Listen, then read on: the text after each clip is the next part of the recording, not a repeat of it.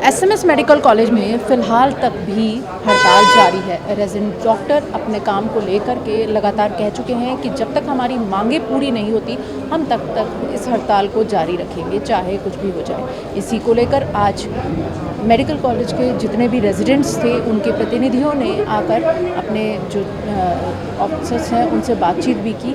आज आइए जानते हैं कि इस मीटिंग के दौरान क्या क्या बातें हुई और उसको लेकर के इस जो अहम 3 मांगें रखी हैं उन 3 मांगों को लेकर के क्या डिसीजन लिया गया। मैं doctor Hosen Meena, general secretary Jat. हमारी जो लोकल मांगी थी, यहाँ की पहली मांग थी सिक्योरिटी को लेके। सिक्योरिटी में सीसीटीवी कैमरा, पुलिस चौकी, जो ऑल राजस्थान में जितने भी इमरजेंसी है मेडिकल कॉलेज में वहाँ पे पुलिस चौकी वगैरह तैनात हो और सीसीटीवी कैमरा, इसके अलावा गार्ड्स जो आप सभी इमरजेंसी पे और सभी जगह पे गार्ड्स चाहिए थे। इसके अलावा हमारी दूसरी मांग थी इंफ्रास्ट्रक्चर को लेके कि हमारे रहने के लिए साफ डीडीआर वगैरह, साफ वॉशरूम वगैरह, ये हमारी कॉमन मांगी थी जो हमने सर को बताई है। इसके अलावा और बाकी जो अलग मांगी थी वो हमने सर के पास साथ रखी है। तो इसकी जो हमारी मांगी मांग लेंगे। हमने ये बोला है कि जब तक रिटर्न में आश्वासन नहीं आएगा जब तक हम स्ट्राइक करेंगे। तो आपको क्या वर्बली आश्वासन मिल चुका है? एक बार वर्बली हम गए थे, पहले सर बात हुई है, तो उन्होंने वर्बली आश्वासन देने के लिए बोला था कि ये चीज़ें मांग लेंगे। आज की मीटिंग को लेकर के क्या कहना चाहेंगे कि आज की मीटिंग के अंदर क्या डिसीजन लिया गया कि हड़ताल ख़त्म हो जानी चाहिए या हड़ताल जारी रखने की आपकी इच्छा है? हमने जो भी हमारी मांगे थी वो प्रिंसिपल सर को बताई है। प्रिंसिपल सर जाके एक बार गवर्नमेंट से बात करेंगे। अगर हमारी मांगे मांग ली तो हम सब आरडी बात करके फाइनल डिसीजन लेंगे उसके बाद। Doctor Bhavika, joint secretary jawed. Doctor Bhavika, आप ये बताएं कि जो कलकत्ता का केस था उसको लेकर के आज सभी जगह एक जैसा माहौल देखने को मिला। डॉक्टर्स हर जगह सड़कों पर मिले, कैंडल मार्च भी हुए, हड़ताल भी हुई। जयपुर में भी वही हाल रहा, एसएमएस मेडिकल कॉलेज में भी यही स्थिति रही। लेकिन उसके बाद में जितनी जो मेडिकल सुविधाएं थी उनके ऊपर असर पड़ना लाजमी भी था, लेकिन चेताने के लिए इस तरीके का काम आप लोगों ने किया। और उसी बीच में जयपुर में ही एक केस आता है महिला डॉक्टर का, जो कि आप लोगों के ग्रुप के अंदर ही शेयर किया गया कि एक महिला डॉक्टर ने कहा कि मेरे ऊपर दुष्कर्म भी हो सकता है और मेरी हत्या भी हो सकती है। उसको लेकर के क्या कहना चाहेंगे? ऐसी कोई भी चीज़ हमारे कॉलेज लेवल पे होना एक शर्म की बात है, ये हम बात जानते हैं। हमने इसके रिगार्डिंग कंप्लेन प्रिंसिपल सर को लिखवा दी है और प्रिंसिपल सर नेसेसरी एक्शंस ले रहे हैं। तो उसको लेकर के पुलिस की तरफ से क्या कार्रवाई की जा रही है? वो जो एक प्रॉपर प्रोटोकॉल होता है कॉलेज का वो फॉलो किया जाएगा। मतलब एफआईआर हो चुकी है? अभी हमने कंप्लेन दर्ज करवा दी है। कंप्लेन दर्ज करवाई है जार्ड की तरफ से या मेडिकल कॉलेज की तरफ से? जो भी कंप्लेन होनी है वो कॉलेज की तरफ से ही होती है।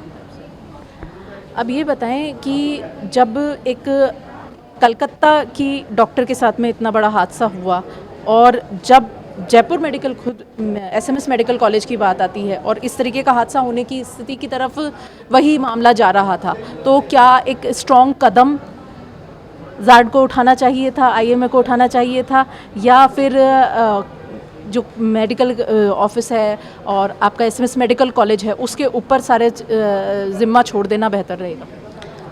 जो ये स्ट्राइक है ये इसी को सुनिश्चित करने के लिए है कि ऐसे कोई भी चीज़ यहाँ पर ना हो। बाकी प्रिंसिपल सर और सारी फैकल्टीज़ और एडमिनिस्ट्रेशन अभी इन्वेस्टिगेट कर रही है और नेसेसरी एक्शंस ले रही है। हम उनसे सेटिस्फाइड हैं। अगर किसी भी पॉइंट पे हमें कुछ क्वेश्चन लगेगा तो हम उन्हें क्रॉस क्वेश्चन कर सकते हैं, ऐसा उन्होंने हमें एनवायरनमेंट दिया है। तो डॉक्टर क्या आ रही है अभी? अभी तो हम सब स्ट्राइक पे हैं। आपका नाम बताएं। मैं doctor Sukharam, administration secretary jawed.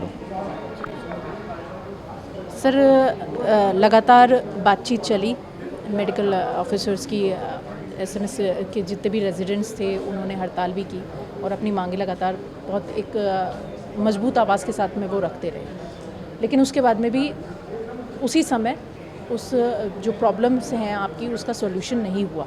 फ़िलहाल तक भी वो मांगे ही हैं। उसके ऊपर एक ठोस जो आप चाहते थे लिखित में उसको लेकर के वो अभी तक नहीं दिया गया।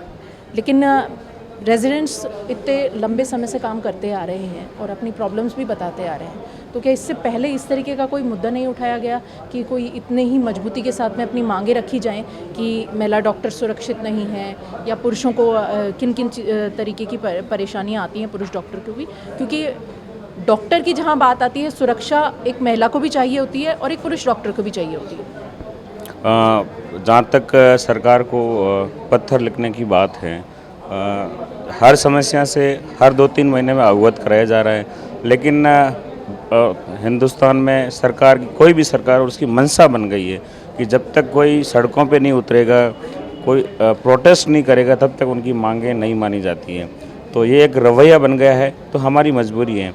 बाकी एक सेफ्टी सिक्योरिटी एक बेसिक जिम्मा होता है सरकार का। हम भी एक आम नागरिक ही हैं, डॉक्टर हमारा प्रोफेशन है, लेकिन है तो हम भी एक नागरिक ही हैं। तो क्या हमें एक सुरक्षा नहीं चाहिए?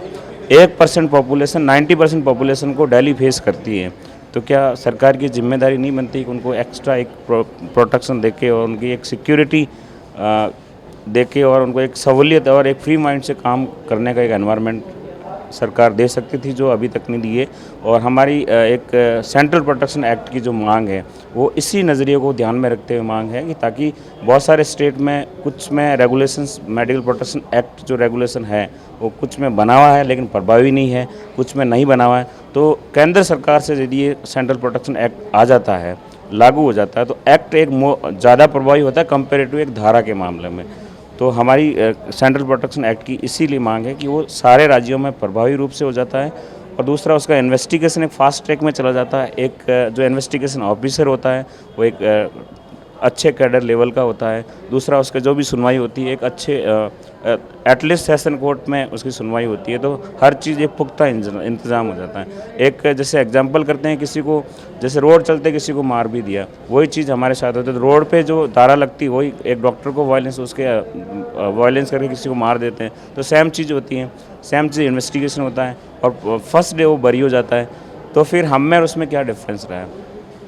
इसलिए हमारी एक सेंट्रल प्रोटेक्शन एक्ट की एक बहुत बड़ी मांग है कि आप एटलीस्ट डॉक्टरों को दो।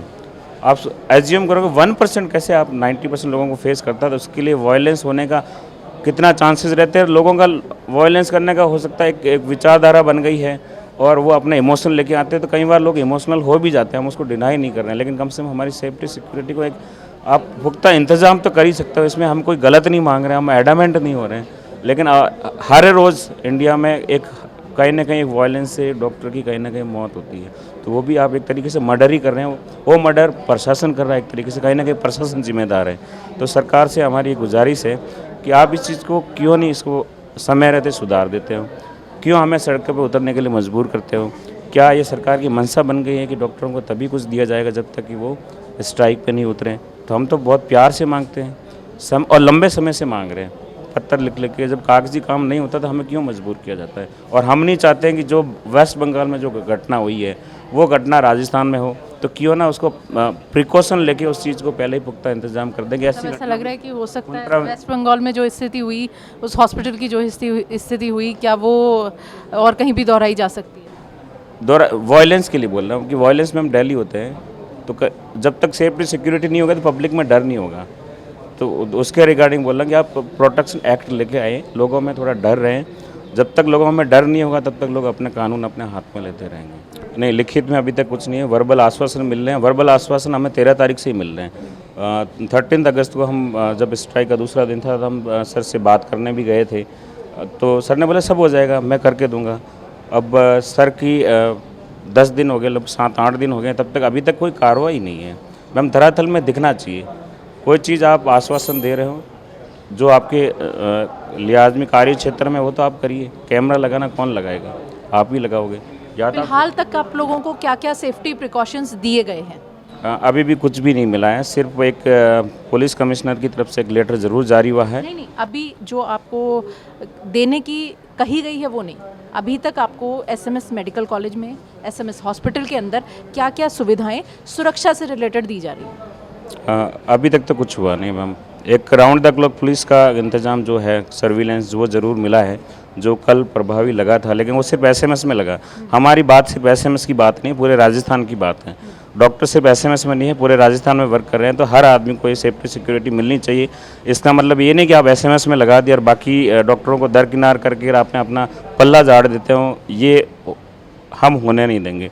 इस बार तो बिल्कुल नहीं होने देंगे। तो ये सरकार इसको बहुत सोच समझ के और ध्यान में रखें कि ये सिर्फ एसएमएस का मुद्दा नहीं है, एसएमएस के डॉक्टरों का मुद्दा नहीं है, पूरे राजस्थान की कम्युनिटी का, एक डॉक्टर कम्युनिटी का मुद्दा है, जो हम हर हाल में इसको एक्सेप्ट नहीं करेंगे जब तक कि आप इसको पूरे राजस्थान में लगा नहीं देते हैं।